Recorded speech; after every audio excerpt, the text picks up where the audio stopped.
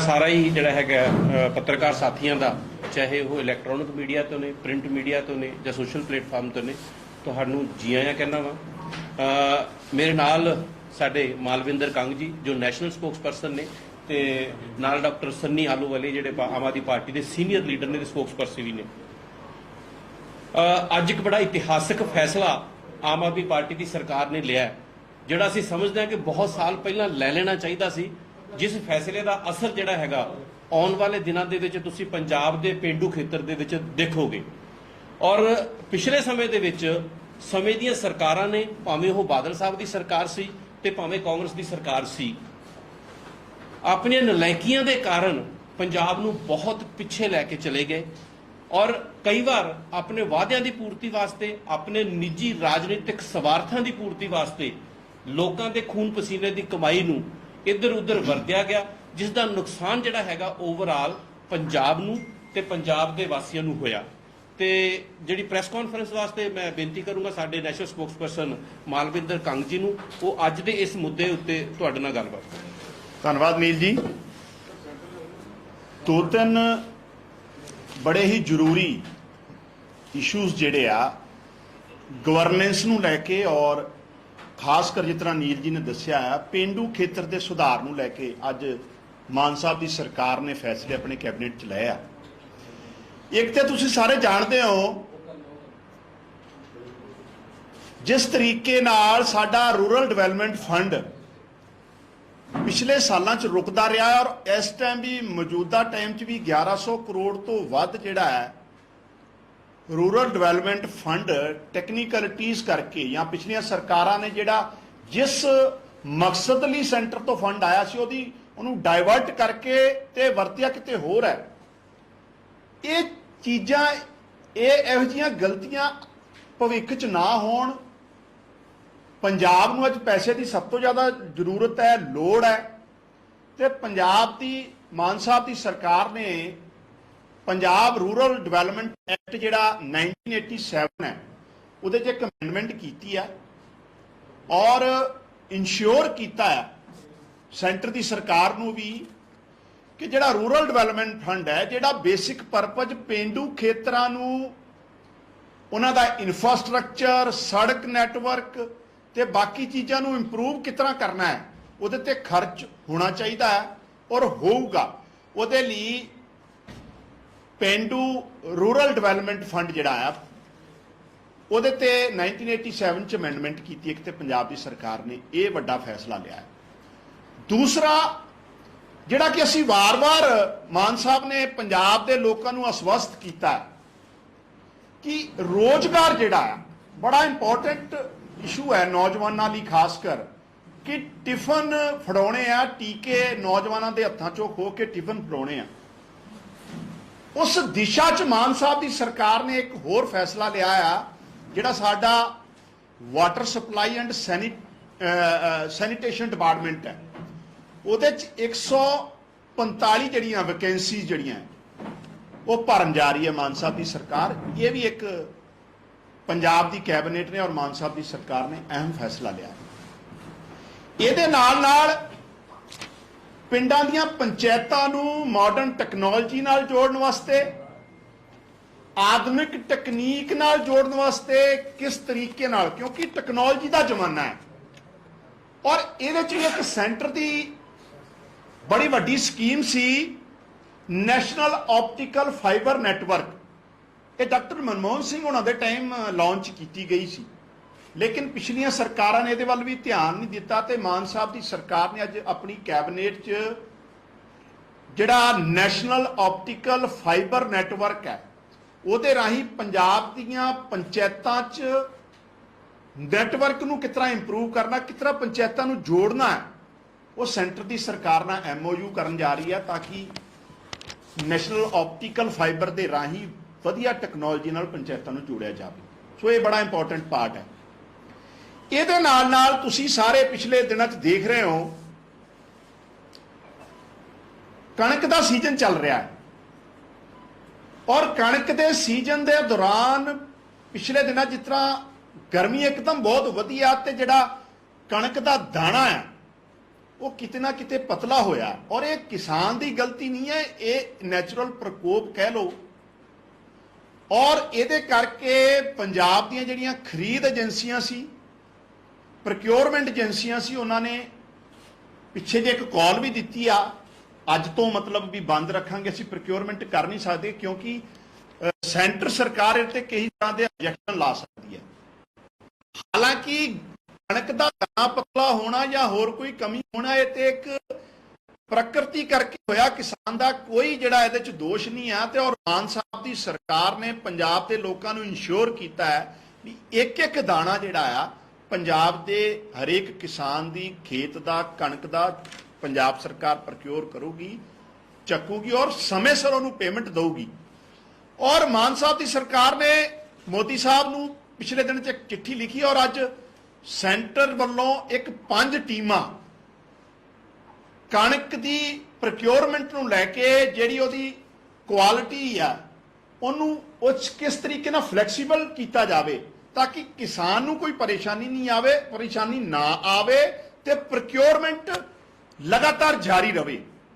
ਔਰ ਉਹਦੇ ਵਾਸਤੇ 15 ਜ਼ਿਲ੍ਹਿਆਂ 'ਚ ਇਨਸਪੈਕਸ਼ਨ ਕਰ ਰਹੀ ਹੈ ਅੱਜ ਮੋਦੀ ਸਾਹਿਬ ਦੀ ਸਰਕਾਰ ਦੀ ਟੀਮ। ਔਰ ਅਗਲੇ 2 ਦਿਨਾਂ 'ਚ ਜਿਹੜੀ ਆ ਇਹਦੇ ਤੇ ਵੀ ਇੱਕ ਵੱਡਾ ਫੈਸਲਾ ਹੋ ਜਾਣਾ ਆ। ਔਰ ਪ੍ਰੋਕਿਉਰਮੈਂਟ ਜਿਹੜੀ ਆ ਉਹ ਲਗਾਤਾਰ ਪੰਜਾਬ ਦੇ ਇੱਕ ਇੱਕ ਦਾਣੇ ਨੂੰ ਜਿਹੜਾ ਚੁੱਕਣ ਦਾ ਵਾਅਦਾ ਮਾਨ ਸਾਹਿਬ ਦੀ ਸਰਕਾਰ, ਇਹ ਵੀ ਮਸਲਾ ਸੌਟ ਆਊਟ ਪੰਜਾਬ ਦੀ ਸਰਕਾਰ ਨੇ ਕਰ ਲਿਆ। ਔਰ ਇਹ ਬੜਾ ਜ਼ਰੂਰੀ ਵੀ ਆ ਕਿਉਂਕਿ ਜਿਹੜੀ ਸਾਡੀ ਕ੍ਰੈਡਿਟ ਲਿਮਿਟ ਹੈ ਉਹ ਆਲਰੇਡੀ ਸਾਡੇ ਕੋਲ ਆ ਚੁੱਕੀ ਸੀ। ਉਹ ਸਾਡੇ ਕੋਲ ਸੈਂਟਰ ਨੇ ਪਹਿਲਾਂ ਹੀ ਟ੍ਰਾਂਸਫਰ ਕਰਤੀ ਸੀ, ਲੇਕਿਨ ਇਹ ਟੈਕਨੀਕਲੀ ਪ੍ਰੋਬਲਮ ਹੋਣ ਕਰਕੇ ਇੱਕ ਅੱਧਾ ਦਿਨ ਰੁਕੀ ਆ। ਲੇਕਿਨ ਇਹਦੇ 'ਚ ਪੰਜਾਬ ਦੇ ਕਿਸਾਨਾਂ ਨੂੰ ਕੋਈ ਘਬਰਾਉਣ ਦੀ ਲੋੜ ਨਹੀਂ, ਕਿਸੇ ਤਰ੍ਹਾਂ ਦੀ ਕਿਸੇ ਫਿਕਰਮੰਦ ਹੋਣ ਦੀ ਲੋੜ ਨਹੀਂ। ਇੱਕ ਇੱਕ ਦਾਣਾ ਪੰਜਾਬ ਦੇ ਇੱਕ ਇੱਕ ਕਿਸਾਨ ਦਾ ਪੰਜਾਬ ਸਰਕਾਰ ਦਾ ਚੁੱਕਣ ਦਾ ਫਰਜ਼ ਹੈ। ਔਰ ਮਾਨਯੋਗ ਮੰਤਰੀ ਸਾਹਿਬ ਦਾ ਵੀ ਇਸ ਤੇ ਬਿਆਨ ਆ ਗਿਆ ਹੈ। ਤਾਂ ਇਹ ਵੀ ਮਾਨ ਸਾਹਿਬ ਦੀ ਸਰਕਾਰ ਨੇ ਇੱਕ ਬਹੁਤ ਵਧੀਆ ਅਹਿਮ ਫੈਸਲਾ ਲਿਆ ਹੈ। ਦੂਸਰੀ ਗੱਲ ਮੈਂ ਉਹੀ ਫਿਰ ਇੱਕ ਜ਼ਰੂਰ ਦੱਸਣਾ ਚਾਹੂੰਗਾ, ਜਿਹੜੀ ਰੋਜ਼ਗਾਰ ਨੂੰ ਲੈ ਕੇ ਇਹ ਸਰਕਾਰ ਦਾ ਪ੍ਰਾਇੋਰਟੀ ਵਾਲਾ ਵਾਅਦਾ ਸੀ। 145 vacancies water and sanitation department ਨੇ ਕੱਢਤੀਆਂ। ਜਿਹੜਾ ਨੈਸ਼ਨਲ ਆਪਟੀਕਲ ਫਾਈਬਰ ਨੈਟਵਰਕ ਨਾਲ ਜੋੜਨ ਦਾ MOU ਸਾਈਨ ਕਰ ਰਹੀ ਆ ਤਾਂ ਕਿ ਪੰਚਾਇਤਾਂ ਨੂੰ ਨੈਟਵਰਕ ਨਾਲ ਜੋੜਿਆ ਜਾਵੇ। ਕਣਕ ਦਾ ਇੱਕ ਇੱਕ ਦਾਣਾ ਚੱਕਣ 'ਚ ਜਿਹੜੀ ਟੈਕਨੀਕਲ ਪ੍ਰੋਬਲਮ ਆ ਰਹੀ ਸੀ ਉਹ ਅੱਜ ਹੱਲ ਹੋ ਗਈ ਆ ਔਰ ਪੰਜਾਬ ਦੀ ਪੂਰੀ ਕਣਕ ਜਿਹੜੀ ਆ ਪ੍ਰੋਕਿਉਰ ਕੀਤੀ ਜਾਊਗੀ। ਸਾਰੀਆਂ ਏਜੰਸੀਜ਼ ਨਾਲ ਬੈਠ ਕੇ ਗੱਲਬਾਤ ਹੋ ਗਈ ਆ ਪੰਜਾਬ ਦੀਆਂ। ਇਹਦੇ ਨਾਲ ਨਾਲ RDF ਨੂੰ ਲੈ ਕੇ ਔਰ ਬਹੁਤ ਸਾਰੀ ਕੰਟਰੋਵਰਸੀ ਬਣੀ ਸੀ ਪਿਛਲੇ ਦਿਨਾਂ 'ਚ ਔਰ ਸੈਂਟਰ ਨੇ ਸਾਡਾ ਪੈਸਾ ਵੀ ਰੋਕਿਆ ਸੀ। ਸੋ ਉਹਦੇ ਤੇ ਵੀ ਪੰਜਾਬ ਦੀ ਸਰਕਾਰ ਨੇ, ਮਾਨ ਸਾਹਿਬ ਦੀ ਸਰਕਾਰ ਨੇ ਪੰਚਾਇਤੀ ਜਿਹੜਾ ਐਕਟ ਹੈ, ਰੂਰਲ ਡਿਵੈਲਪਮੈਂਟ ਐਕਟ ਹੈ 1987, ਉਹਦੇ 'ਚ ਅਮੈਂਡਮੈਂਟ ਕਰਕੇ ਇਹ ਵੀ ਰਸਤਾ ਜਿਹੜਾ ਹੈ ਸਾਫ਼ ਕਰ ਲਿਆ ਤਾਂ ਕਿ ਸਾਡਾ ਕੋਈ ਪੈਸਾ ਨਾ ਰੁਕੇ। ਔਰ ਇਸ ਪੈਸੇ ਦੇ ਨਾਲ ਪੰਜਾਬ ਦਾ ਪੇਂਡੂ ਵਿਕਾਸ, ਪੰਜਾਬ ਦਾ ਨੈਟਵਰਕ ਹੋਰ ਮਜ਼ਬੂਤ ਹੋਊਗਾ। ਔਰ ਇਹ ਜਿਹੜੇ ਸਾਰੇ ਅੱਜ ਫੈਸਲੇ ਲਏ ਆ ਮਾਨ ਸਾਹਿਬ ਦੀ ਸਰਕਾਰ ਨੇ, ਆਮ ਆਦਮੀ ਪਾਰਟੀ ਪੰਜਾਬ ਵੱਲੋਂ ਮਾਨ ਸਾਹਿਬ ਦੀ ਸਰਕਾਰ ਦਾ, ਮਾਨ ਸਾਹਿਬ ਦੀ ਕੈਬਨਿਟ ਦਾ ਅਸੀਂ ਧੰਨਵਾਦ ਕਰਦੇ ਹਾਂ। ਔਰ ਉਮੀਦ ਕਰਦੇ ਹਾਂ ਕਿ ਆਉਣ ਵਾਲੇ ਟਾਈਮ 'ਚ ਵੀ ਮਾਨਯੋਗ ਮੁੱਖ ਮੰਤਰੀ ਸਰਦਾਰ ਭਗਵੰਤ ਸਿੰਘ ਜੀ ਦੀ ਮਾਨ ਦੀ ਸਰਕਾਰ ਪੰਜਾਬ ਨਾਲ ਹਰੇਕ ਉਹ ਵਾਅਦਾ ਜਿਹੜਾ ਅਸੀਂ ਇਲੈਕਸ਼ਨ ਦੇ ਦੌਰਾਨ ਕੀਤਾ ਸੀ ਔਰ ਆਉਣ ਵਾਲੇ ਟਾਈਮ 'ਚ ਵੀ ਪੰਜਾਬ ਨੂੰ ਰੰਗਲਾ ਪੰਜਾਬ ਬਣਾਉਣ 'ਚ, ਪੰਜਾਬ ਨੂੰ ਤਰੱਕੀਆਂ ਦੇ ਰਾਹ 'ਚ ਲੈ ਕੇ ਜਾਣ 'ਚ, ਪੰਜਾਬ ਦੇ ਲੋਕਾਂ ਦੇ ਹਿੱਤਾਂ ਵਾਸਤੇ ਫੈਸਲੇ ਇਸੇ ਤਰ੍ਹਾਂ ਕਰਦੀ ਰਹੂਗੀ। ਸੋ ਮਾਨ ਸਾਹਿਬ ਦੀ ਸਰਕਾਰ ਦਾ ਵੀ ਬਹੁਤ ਬਹੁਤ ਧੰਨਵਾਦ। ਡਾਕਟਰ ਸੰਨੀ ਆਲੂਵਾਲੀਆ ਜੀ ਨੂੰ ਮੈਂ ਕਹੂੰਗਾ। ਦੇਖੋ ਇਹਦੇ ਅੰਦਰ ਜਿਹੜੀ ਮਲਵਿੰਦਰ ਕੰਗ ਜੀ ਨੇ, ਸਾਡੇ ਨੀਲਗਰ ਜੀ ਸਰ ਨੇ ਦੱਸੀਆਂ ਦੋਨੋਂ ਗੱਲਾਂ, ਇਸ 'ਚ ਮੈਂ ਥੋੜਾ ਜਿਹਾ ਐਲੈਬੋਰੇਟ ਕਰਾਂਗਾ। ਜਿਹੜੀ ਸਾਡੀ PDF ਦੀ ਗੱਲ ਕੀਤੀ ਗਈ ਹੈ, RDF ਦੀ ਗੱਲ ਕੀਤੀ ਗਈ, ਰੂਰਲ ਡਿਵੈਲਪਮੈਂਟ ਫੰਡ ਦੀ, ਇਹ ਪਿਛਲੀਆਂ ਸਰਕਾਰਾਂ ਕੀ ਕਰਦੀਆਂ ਸੀ, ਇਸ ਫੰਡ ਨੂੰ ਸੈਂਟਰ ਤੋਂ ਆਉਂਦਾ ਸੀ ਡਾਇਵਰਟ ਕਰ ਦਿੰਦੀਆਂ ਸੀ। ਜਿਵੇਂ ਕਿ ਪ੍ਰਕਾਸ਼ ਸਿੰਘ ਬਾਦਲ ਸਾਹਿਬ ਦੀ ਸਰਕਾਰ, ਇਹਨਾਂ ਨੇ ਘਰ ਘਰ ਜਾ ਕੇ ਜਿਹੜੇ ਪ੍ਰੋਗਰਾਮ ਕਰਦੇ ਸੀਗੇ, ਸੰਗਤ ਦਰਸ਼ਨ, ਉਸ ਦੇ ਉੱਤੇ ਡਾਇਵਰਟ ਕਰ ਦਿੰਦੇ ਸੀ। ਜਿਹੜੀ ਕੈਪਟਨ ਸਾਹਿਬ ਦੀ ਸਰਕਾਰ ਸੀਗੀ, ਪੰਜਾਬ ਮੰਡੀ ਬੋਰਡ ਨੇ ਜਿਹੜੇ ਲੋਨ ਲਿੱਤੇ ਹੋਏ ਸੀ ਉਧਰਲੇ ਪਾਸੇ ਕਰਦੇ। ਜਿਹੜਾ ਪੈਸਾ ਸੈਂਟਰ ਤੋਂ ਆਉਂਦਾ ਸੀ ਮੰਡੀਆਂ ਨੂੰ ਸੁਧਾਰਨ ਲਈ, ਰੂਰਲ ਡਿਵੈਲਪਮੈਂਟ ਲਈ, ਉਹਨਾਂ ਨੂੰ ਇਹ ਦੋਨੋਂ ਸਰਕਾਰਾਂ ਚੇਂਜ ਕਰ ਦੇਣੀਆਂ। ਉਸ ਚੀਜ਼ ਨੂੰ ਦੇਖਦੇ ਹੋਏ ਸਰਦਾਰ ਭਗਵੰਤ ਸਿੰਘ ਮਾਨ ਜਿਹੜੇ ਕਿ ਮੁੱਖ ਮੰਤਰੀ ਨੇ ਪੰਜਾਬ ਦੇ, ਉਹਨਾਂ ਨੇ ਅਮੈਂਡਮੈਂਟ ਕੀਤੀ ਹੈ ਉਹਦੇ ਅੰਦਰ, ਔਰ ਉਹਦੇ ਅਮੈਂਡਮੈਂਟ ਦੇ ਹੁਣ ਜਿਹੜਾ ਪੈਸਾ ਹੈ ਉਹ ਮੰਡੀਆਂ ਦਾ ਥੱਲੇ ਰੂਰਲ ਡਿਵੈਲਪਮੈਂਟ ਤੇ ਲੱਗੇਗਾ। ਇੱਕ ਦੂਜੀ ਗੱਲ ਜਿਹੜੀ ਗੱਲ ਕੀਤੀ ਗਈ ਹੈ ਵਾਟਰ ਐਂਡ ਸੈਨੀਟੇਸ਼ਨ ਦੀ, ਪੰਜਾਬ 'ਚ ਅੱਜ ਵੀ ਜਿਹੜਾ ਰੂਰਲ ਏਰੀਆ ਹੈ ਉਸ 'ਚ ਪੀਣ ਦੇ ਪਾਣੀ ਦੀ ਕਮੀ ਹੈਗੀ ਹੈ। ਉਸ ਚੀਜ਼ ਨੂੰ ਦੇਖਦੇ ਹੋਏ ਪੰਜਾਬ ਰੂਰਲ ਏਰੀਆ ਦੇ ਪਾਣੀ ਸਵੱਛ ਪਹੁੰਚਿਆ ਜਾਏ, ਉਹਦੇ ਲਈ ਨਵੀਆਂ ਵੈਕੈਂਸੀਆਂ ਵੀ ਨਿਕਲ ਗਿਆ, ਡਿਵੈਲਪਮੈਂਟ ਦੇ ਕੰਮ ਵੀ ਹੋਣਗੇ। ਨਹੀਂ ਜਿੱਥੇ ਵੀ ਪਾਈਪਲਾਈਨਸ ਪੈਣੀਆਂ ਨਵੀਆਂ, ਤਾਂ ਕਿ ਪਿੰਡਾਂ ਦੇ ਅੰਦਰ, ਕਿਉਂਕਿ ਪਾਣੀ ਦਾ ਹੱਕ ਹਰ ਇੱਕ ਲਈ ਹੈ, ਔਰ ਇੰਨੇ ਸਾਲ ਹੋ ਗਏ ਸਾਨੂੰ ਆਜ਼ਾਦੀ ਦੇ ਬਾਵਜੂਦ ਵੀ ਸਾਡੇ ਪਿੰਡਾਂ 'ਚ ਅੱਜ ਵੀ ਕਲੀਨ ਵਾਟਰ ਲੋਕਾਂ ਨੂੰ ਨਹੀਂ ਮਿਲ ਰਿਹਾ, ਔਰ ਉਹਦੇ ਤਹਿਤ ਅੱਜ 145 ਵੈਕੈਂਸੀਆਂ ਵੀ ਨਿਕਲੀਆਂ, ਔਰ ਉਹਦੇ ਲਈ ਨਵੀਆਂ ਲਾਈਨਾਂ ਪੈਣਗੀਆਂ ਤਾਂ ਕਿ ਪੰਜਾਬ ਰੂਰਲ ਦੇ ਅੰਦਰ ਪਾਣੀ ਦੀ ਵੀ ਹੋਵੇ। ਇਹੀ ਮੈਂ ਕਹਿਣਾ ਚਾਹੁੰਦਾ। ਤੁਹਾਡਾ ਕੋਈ ਸਵਾਲ? ਸਰ ਇਹ ਤੇ ਬਹੁਤ ਅੱਛੀ ਗੱਲ ਹੈ ਕਿ ਰੂਰਲ ਤੁਸੀਂ ਕਰ ਰਹੇ ਹੋ, ਪਾਣੀ ਦੀ ਪਾਈਪਾਂ ਲਗਾ ਰਹੇ ਹੋ। ਪੰਜਾਬ ਦੇ ਵਿੱਚ ਝੋਨੇ ਕਰਕੇ ਪਾਣੀ ਬੜਾ ਥੱਲੇ ਚਲਾ ਗਿਆ ਹੈ ਤੇ ਸਾਨੂੰ ਪਤਾ ਉਹਦੇ ਲਈ ਸਰਕਾਰ ਨੇ ਕੁਝ ਕਰ ਰਹੀ ਹੈ ਕਿ ਉਹਨੂੰ ਡਿਵਰਸੀਫਿਕੇਸ਼ਨ ਕੀਤਾ ਜਾਵੇ, ਕਿਸਾਨਾਂ ਨੂੰ ਦੂਜੀ ਫਸਲ ਦਿੱਤੀ ਜਾਵੇ ਤਾਂ ਕਿ ਪਾਣੀ ਦੀ ਬਚਤ ਹੋਵੇ, ਕਿਸਾਨਾਂ ਨੂੰ ਫਾਇਦਾ ਹੋਵੇ।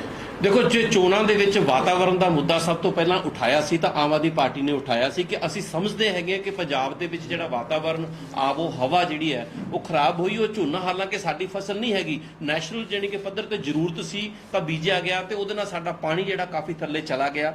ਲੇਕਿਨ ਪ੍ਰੋਬਲਮ ਕੀ ਰਹੀ ਕਿ ਪਿਛਲੇ ਸਮੇਂ ਦੇ ਵਿੱਚ ਜਿਹੜੀਆਂ ਸਰਕਾਰਾਂ ਸੀ, ਭਾਵੇਂ ਉਹ ਬਜਟ ਦੇ ਵਿੱਚ ਇਹ ਕਹਿੰਦੀਆਂ ਰਹੀਆਂ ਕਿ ਅਸੀਂ ਡਾਈਵਰਸੀਫਿਕੇਸ਼ਨ ਕਰਾਂਗੇ, ਪਰ ਉਸ ਤਰੀਕੇ ਦੀ ਮਾਰਕੀਟਿੰਗ ਜਿਹੜਾ ਨੈਟਵਰਕ ਸੀ ਤਾਂ ਕਿ ਜਿਹੜਾ ਕਿਸਾਨ ਦਾ, ਇਸੇ ਕਰਕੇ ਤਾਂ ਅਸੀਂ ਕਹਿੰਦੇ ਆ ਕਿ ਜਿਹੜੀਆਂ 23 ਦੀ 23 ਫਸਲਾਂ ਦੇ ਉੱਤੇ ਜਿਹੜਾ MSP ਹੈ ਉਹ ਕਿਸਾਨ ਨੂੰ ਮਿਲੇ ਤਾਂ ਕਿ ਕਿਸਾਨ ਜਿਹੜਾ ਹੈਗਾ ਡਾਈਵਰਸੀਫਿਕੇਸ਼ਨ ਵੱਲ ਵਧੇ, ਔਰ ਸਰਕਾਰਾਂ ਦੀ ਸਹਾਇਤਾ ਤੋਂ ਬਿਨਾਂ ਡਾਈਵਰਸੀਫਿਕੇਸ਼ਨ ਵੱਲ ਨਹੀਂ ਵਧਿਆ ਜਾ ਸਕਦਾ। ਔਰ ਆਮ ਆਦਮੀ ਪਾਰਟੀ ਇਸ ਪ੍ਰਤੀ ਕਮਿਟਡ ਹੈ। ਆਉਣ ਵਾਲੇ ਸਮੇਂ ਦੇ ਵਿੱਚ ਤੁਸੀਂ ਇਸ ਪਾਸੇ ਵੱਲ ਵੀ ਸਾਡੇ ਵਧਦੇ ਹੋਏ ਕਦਮ देखोगे, बिल्कुल बनेगी।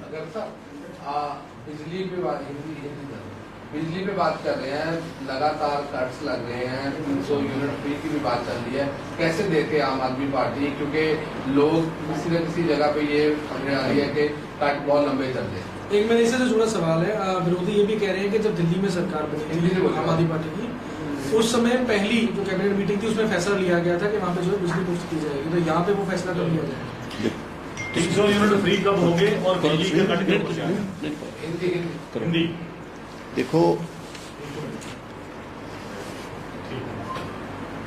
आप सारे लोग जानते हैं कि गेहूं की कटाई का सीजन चल रहा है। गेहूं की कटाई के सीजन में किसानों से ही ये डिमांड रहती है कि बिजली जो है दिन में बंद रखी जाए, और इन बिटवीन हमने पिछले दिनों में देखा है मोगा में, फाजिलका में और कई जगह, इवन माझे में भी 1-2 जगह बहुत बड़े इंसिडेंट हुए जिसमें बिजली के कारण फसल को आग लगी, जिसमें बहुत किसान का हजारों रुपए का नुकसान हुआ है। कई एकड़ साड़ी जो हमारी फसल है वो जल गई। सो ये जो बिजली दिन में बंद रखी जा रही है, ये ऑन डिमांड है फार्मर्स की, कि ताकि जब तक कटाई का पूरा सीजन खत्म ना हो जाए तब तक बिजली दिन में कम से कम बंद रखी जाए ताकि फसल को नुकसान हो। 300 यूनिट के ऊपर क्या कहना, जो कट लगे ना शहरों में, उसके ऊपर आप क्या कहना? नहीं, जहां तक 300 यूनिट का संबंध है, आम आदमी पार्टी के नेशनल सुप्रीमो अरविंद केजरीवाल जी ने पंजाब में आके लोगों को ये गारंटी दी थी, और आप भरोसा रखिए ये सबसे पहली गारंटी थी और सबसे पहले इसको पूरा करेंगे, और जितना आप सोच रहे हो उससे भी पहले करेंगे। और जो शहरों में कट लग रहे हैं उसके लिए हम बेसिक, हमारे पिछले दिनी जो हमारे बिजली मंत्री थे वो नेशनल कोला मंत्री को और बिजली मंत्री को मिलके आए हैं।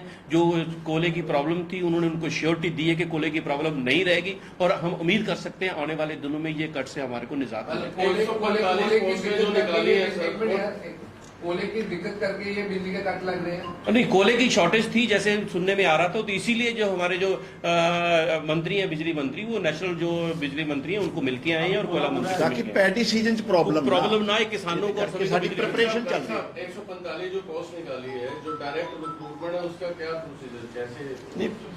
ये हाँ जी, ये जहां तक इनकी रिक्रूटमेंट का संबंध है, वो जो डिपार्टमेंट है वो अगले कुछ दिनों में उसकी जो नोटिफिकेशन जारी कर देगा और पूरा जो प्रोसीजर है वो सारा पब्लिक कर दिया जाएगा। सांसद एक और सवाल है, पिछले 2-3 दिन में लगातार देख रहे हैं कि गवर्नर साहब अकेले जाके बॉर्डर में मीटिंग्स ले रहे हैं, लॉ एंड ऑर्डर की सिचुएशन देख रहे हैं, जबकि ये स्टेट का सब्जेक्ट है। तो आप आम आदमी पार्टी के तौर पे कैसे देखते हैं?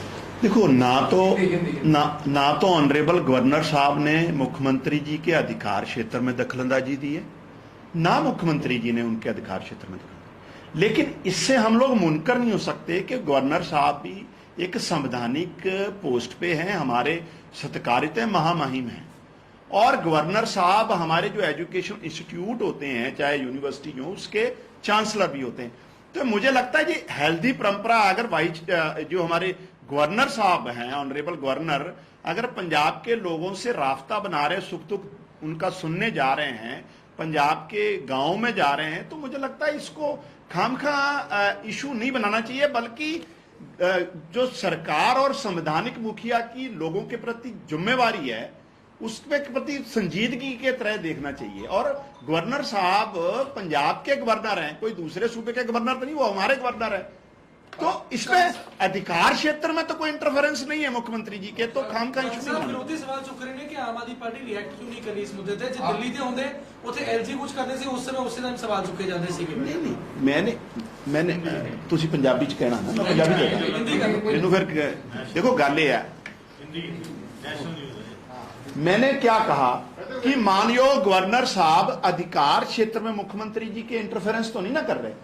अगर वो लोगों को मिलने जुलने जाते हैं, हमारे इंस्टीट्यूशन एजुकेशन इंस्टीट्यूट में विजिट करने जाते हैं, बॉर्डर एरियाज के लोगों के हालचाल सुनने जाते हैं, देखने जाते हैं, तो मुझे लगता है इस पे भी खामखा इशू नहीं बनाना चाहिए। हाँ, दिल्ली में तो सीधा सीधा दखलंदाजी थी मुख्यमंत्री जी के अधिकार क्षेत्र में, इसलिए हमारे को, और इवन आपने देखा है उसके बाद जिस तरीके के मुख्यमंत्री जी को बाईपास करके फाइलें एलजी के पास जाती, तो ये पूरा एक डिफरेंट इशू है पंजाब में।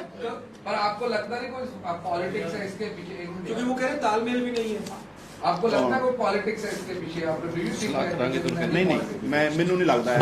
आरडीएफ को लेकर के क्या कहेंगे? 1100 करोड़ रुपया केंद्र ने रोका हुआ था, आज कैबिनेट की मीटिंग में जो रूरल डेवलपमेंट फंड्स हैं वो डायरेक्ट रूरल डेवलपमेंट के लिए इस्तेमाल किए जा रहे हैं। आम आदमी पार्टी, देखो, आम आदमी पार्टी और मान साहब की सरकार ने आज एक अहम फैसला ये लिया, और हमने बताया आपके आने से पहले, और हमने वेलकम किया मान साहब की सरकार का, कि पंजाब रूरल डेवलपमेंट एक्ट 1987, जिसकी तहत रूरल डेवलपमेंट फंड जो हमारे पेंडू क्षेत्र हैं, गांव एरिया है, उस देहात एरिया है, उसकी डेवलपमेंट के लिए पैसा आता था।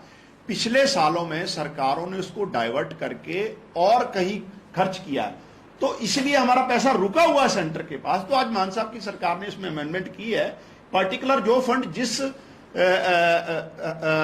कोटे के लिए आएगा, या जिस डिपार्टमेंट के लिए आएगा, या जिस चीज के लिए खर्च करने के लिए आएगा, वहीं खर्च किया जाए। सर, एक ओपोजिशन पार्टियां ये बहुत कह रही है, कल भी आपने कि मीटिंग जो हुई है केजरीवाल जी के साथ, वो संवैधानिक नहीं है, असंवैधानिक है। देखो, मेरा अपोजिशन वालों से एक ही आग्रह है आपके माध्यम से, अपोजिशन चाहे कांग्रेस हो, भाजपा हो, अकाली दल हो, अगर पंजाब सरकार का कोई एमएलए, पंजाब आम आदमी पार्टी का कोई लीडर कोई करप्शन कर रहा है, कोई इलीगल एक्टिविटी कर रहा है, उसके सबूत दे, हम कार्रवाई करेंगे। हमने जो पिछली परंपराएं उसको खत्म किया है पंजाब की बेहतरी के लिए।